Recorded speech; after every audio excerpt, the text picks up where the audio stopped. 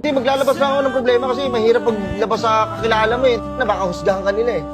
Sabi mo nga, di ba, sa dami mong ginawang kabutihan, siguro nasanay yung tao na yun kasi puro mabuting ginagawa mo eh. Sumablay ka na isa. Kasi paano mo yung taas sa expectation nila? Tapos pag hindi mo na-meet yun, wala ka na. Sablay ka na sa kanila. Pre, So, pre. ano yung masakit na? Hindi mo masakit, di ba? Hindi, ikaw sa kalagayan ko. O, pre, naiintindihan Di ba? Kahit ano pang gawin mong kabutihan, once na pumalpak ka, once na magkamali ka, huhusgahan ka na nila.